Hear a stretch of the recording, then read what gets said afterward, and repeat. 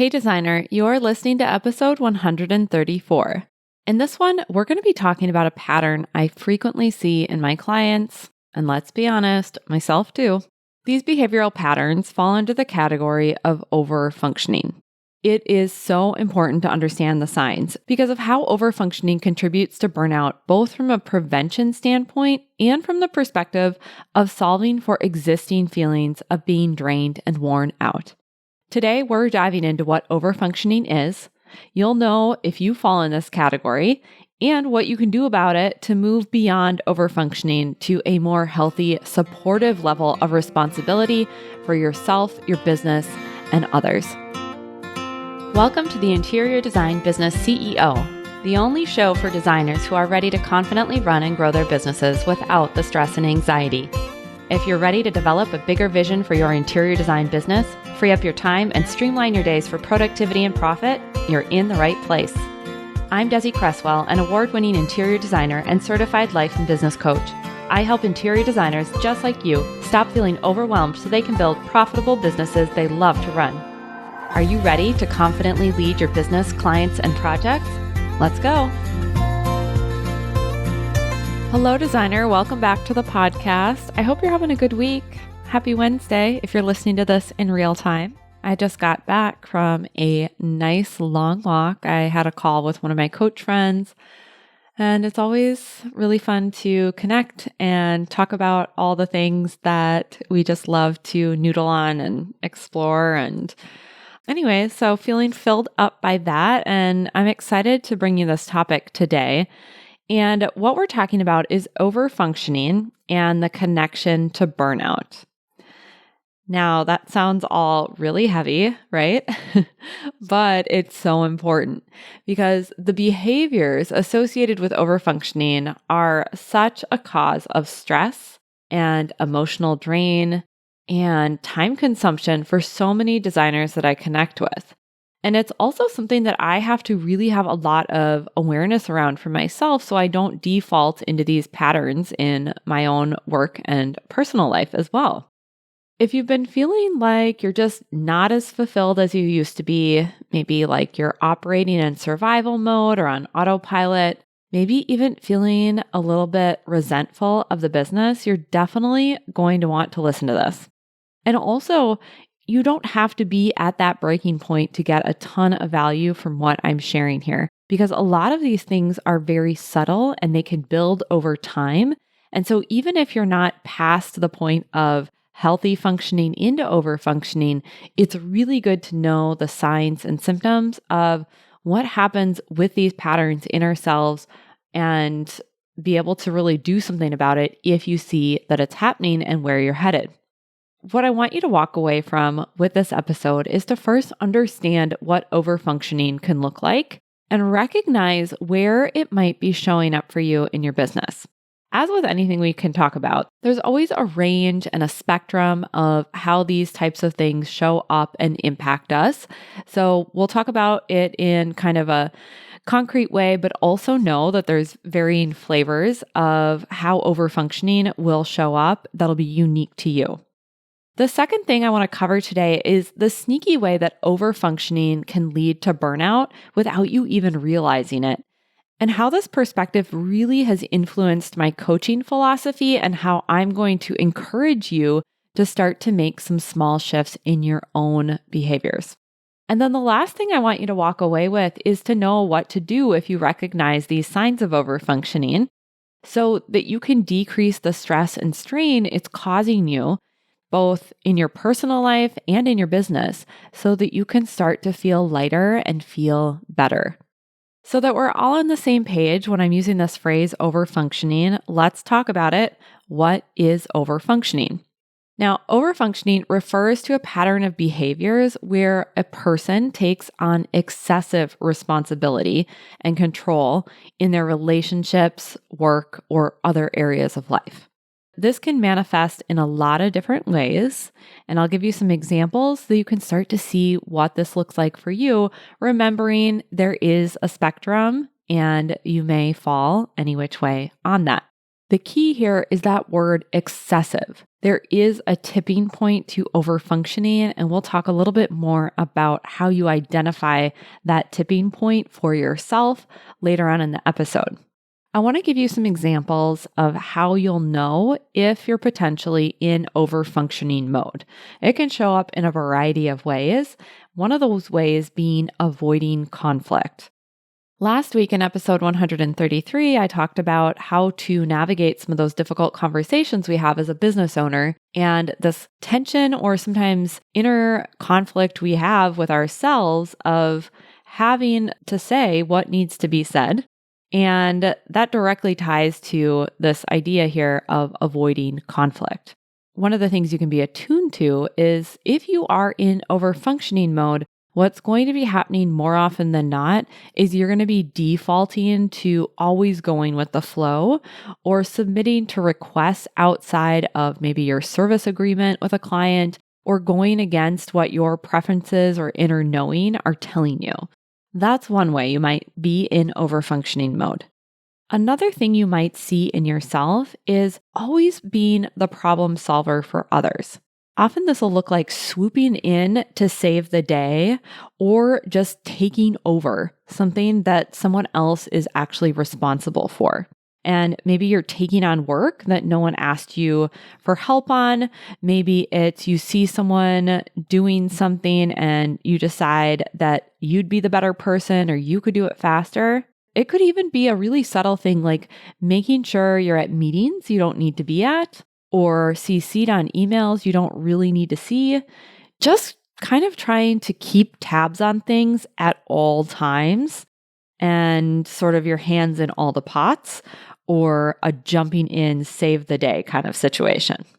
Which goes to the next sign of overfunctioning is that you're trying to keep tight control on situations. So this could look like checking in on your team excessively when they've shown you they have it covered or wanting every decision run by you. Another thing you might notice in yourself if you are overfunctioning could be perfectionistic or people-pleasing tendencies. This could look like believing no one will do it as well as you, which kind of goes back to that swooping in piece, or possibly toiling away on things past the point of done. And it could also look like bending over backward to give up your time or schedule meetings outside of work hours or not asking to be paid for things that you should be paid for. And then the last one that I want to call out for a sign of overfunctioning is feeling responsible for other people's feelings. And this was another thing that I also covered in last week's episode. What this can look like is jumping in and absorbing the brunt of some situations so that someone else doesn't have to be inconvenienced or trying to avoid them having any sort of negative emotion. Meaning it could be trying to not have a negative emotion towards you, which speaks to the people-pleasing tendencies, or having just a negative emotion in general about the circumstance that has arrived. Those are some of the key indicators if we look at what is overfunctioning and am I in overfunctioning mode? And as I'm going through these, you might be raising your hand going, yeah, that's me. Check, check, check. Like I said, it's a spectrum. So I just want you to kind of check in to see which of these resonates or where you can see some of these characteristics in yourself. Now, the other thing you might be thinking is maybe, why do I do this to myself? Or even, well, I have to be this way. I don't like that I'm like this, but if I'm not like this, things are going to go off the rails. It's the only option I have. My guess is that a lot of you are relating to these signs of overfunctioning. And I think most of us can sit back and reflect on that list I just shared and go, okay, I can see how that's not great. And I can feel the responsibility that puts on me to navigate my days with. So then the question becomes, why do we do it if it feels so hard and heavy? And the reason is overfunctioning is a coping mechanism. It can arise from a lot of different factors, but a big one of these is that it can be a way of managing our own anxieties and worries.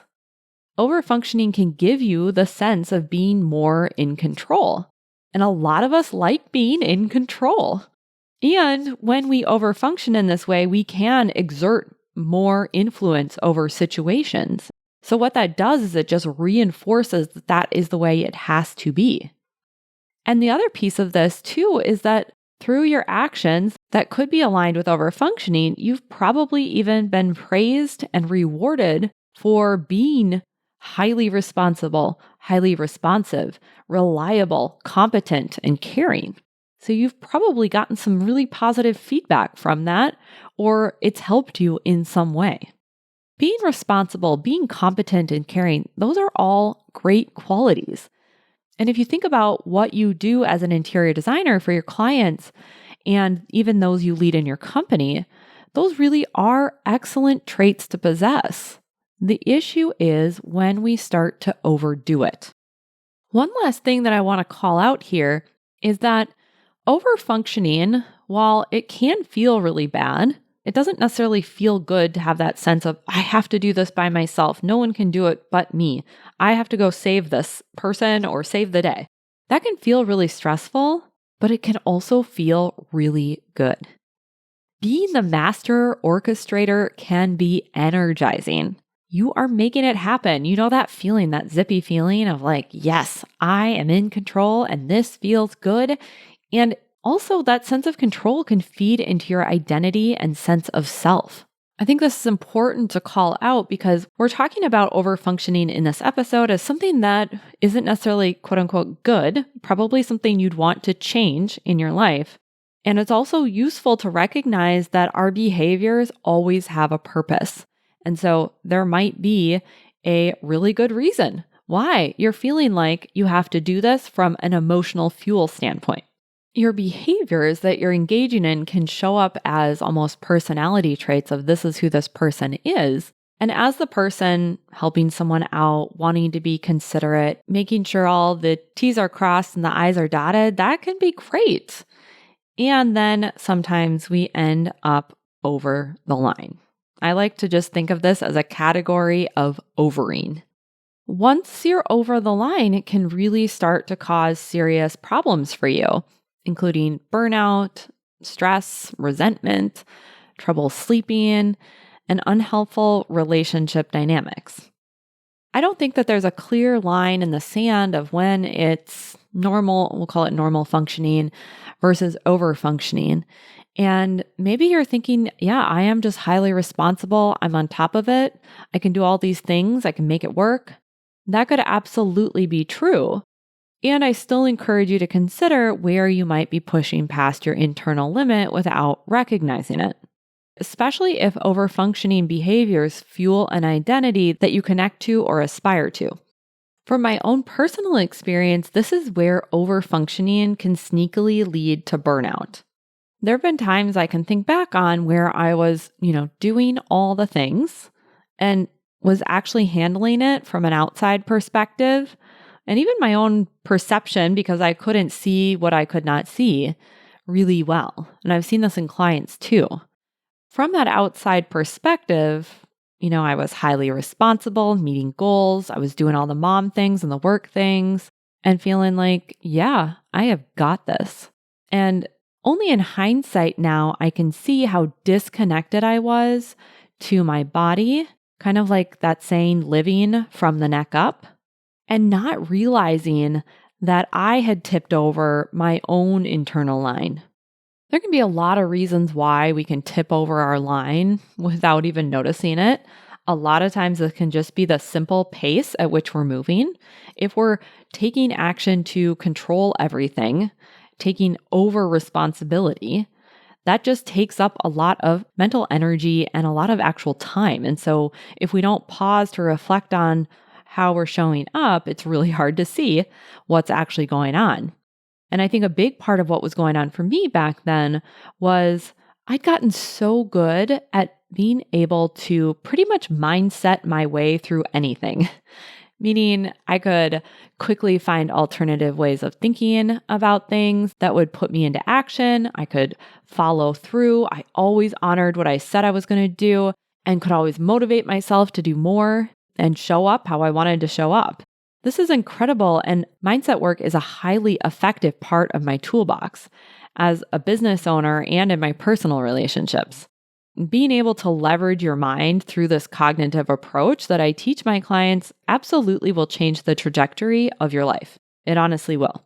And there's also this other piece. And when I look back to Desi of, more than a decade ago, she was missing this piece.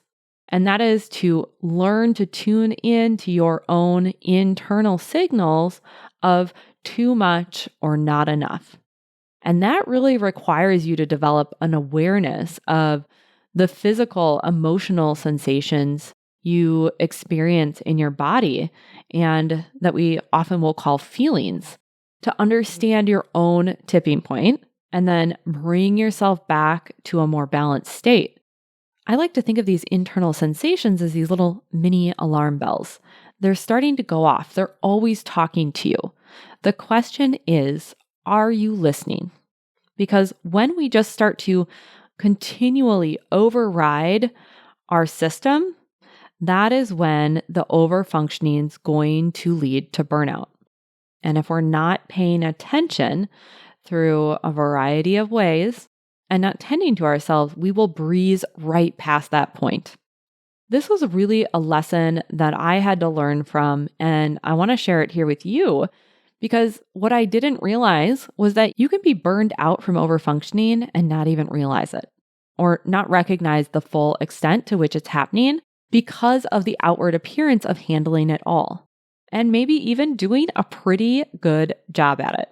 But what is happening underlying the high performance, if you're not watching for it, is that the overfunctioning coping mechanisms, because remember, we use overfunctioning to help cope with stress and anxiety.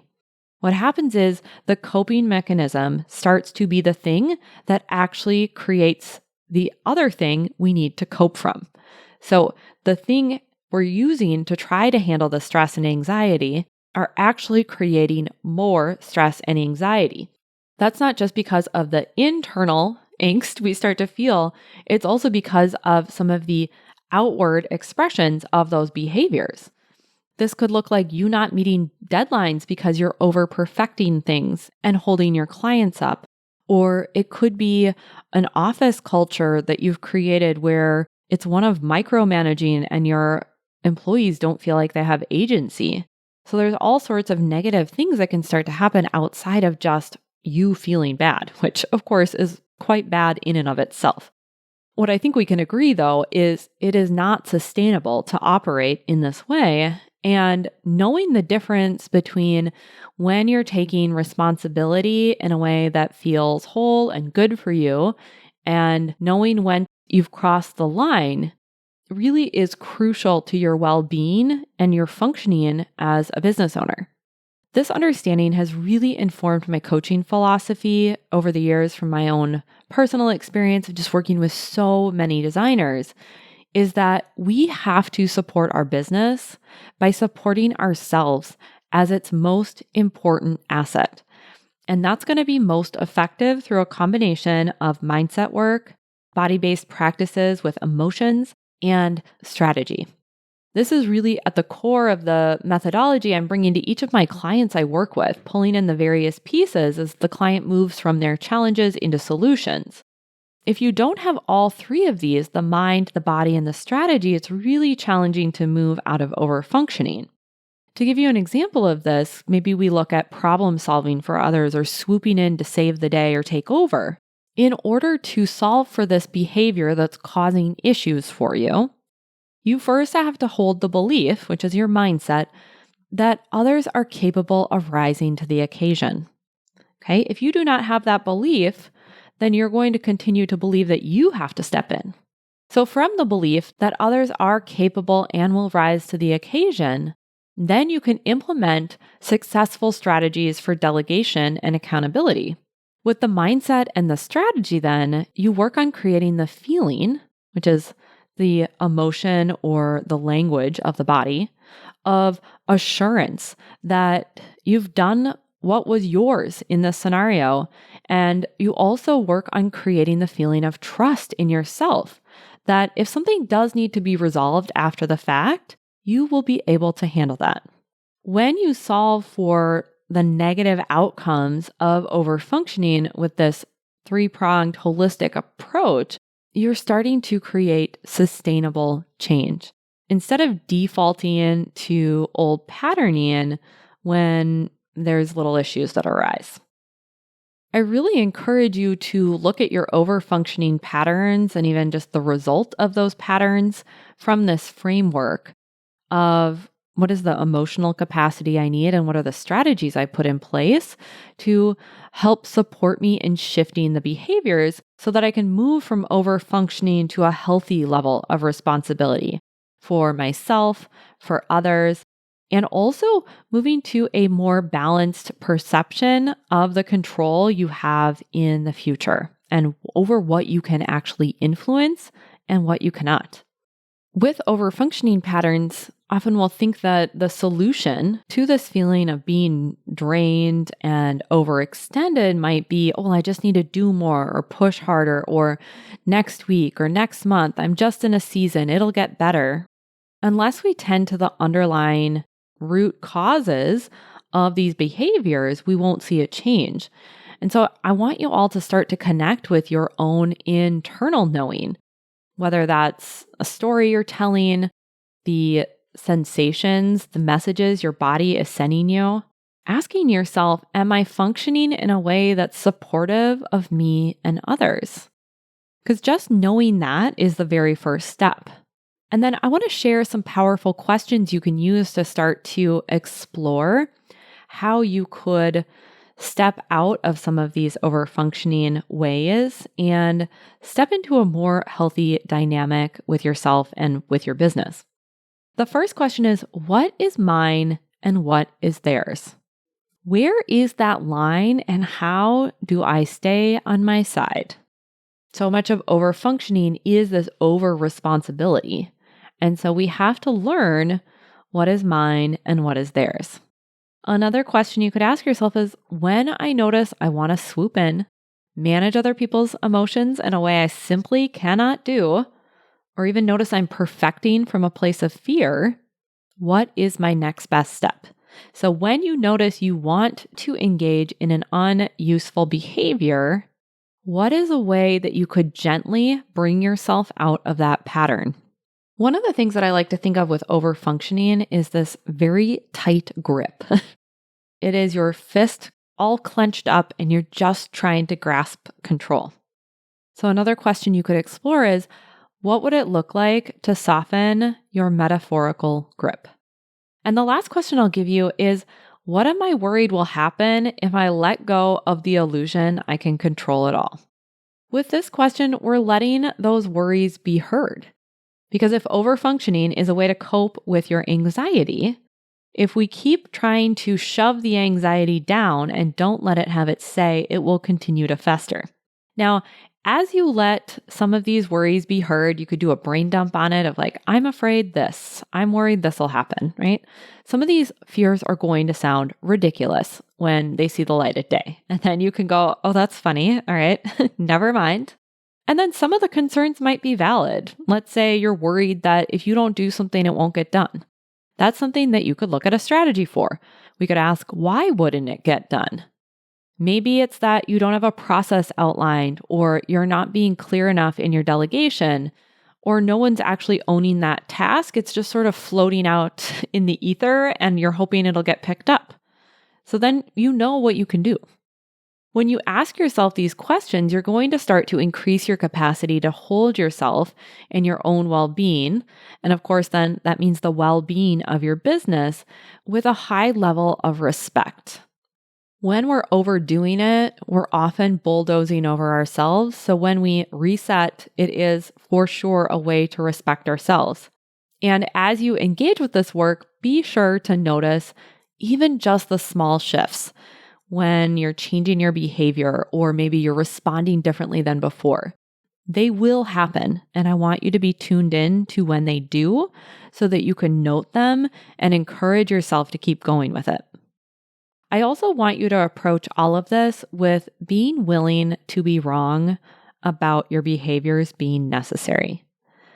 Look at all of this with curiosity and possibility that maybe what you've been doing isn't as necessary as your control enthusiast brain wants to tell you that it is.